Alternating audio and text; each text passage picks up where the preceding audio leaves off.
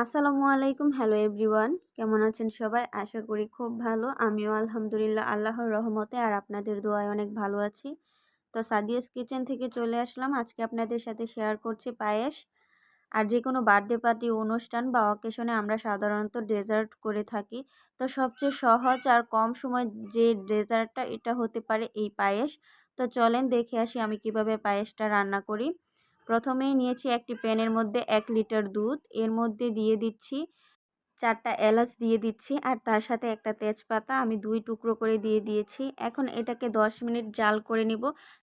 চুলার আঁচটা মিডিয়াম আঁচে রেখে দুধটা জাল করে নিতে হবে। দুধটা যখন এরকম ফুটতে শুরু করবে তখন এর মধ্যে দিয়ে দেব আমি পোলাওয়ের চাল। এখানে পোলাওয়ের চাল নিয়েছি আমি হাফ কাপ। এটাকে আগে খুব ভালোভাবে পরিষ্কার করে আমি ভিজিয়ে রেখেছিলাম।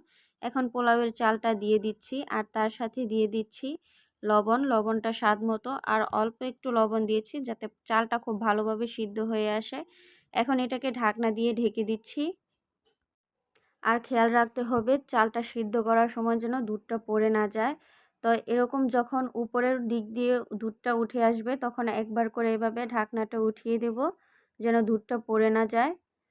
আর আজকের পায়েসটা রান্না করছি আমি হাফ কাপ চালের জন্য 2 লিটার দুধ দিয়ে। প্রথমে 1 লিটার দুধ দিয়ে আমি চালটা সিদ্ধ করে নিয়েছি।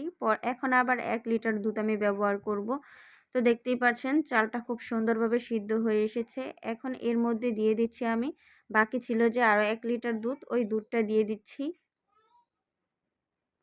আর আমার আজকের রেসিপিটি ভালো লাগলে অবশ্যই আমার ফেসবুক পেজে ফলো আর আমার ইউটিউব চ্যানেলটি সাবস্ক্রাইব করে আমার পাশে থাকবেন। এতে করে আমি নতুন কোনো রেসিপি আপলোড করার সাথে সাথেই নোটিফিকেশন পৌঁছে যাবে আপনার ফোনে। আর এখন ব্যবহার করছি আমি একটা কাঠের ডাল ঘুটনি।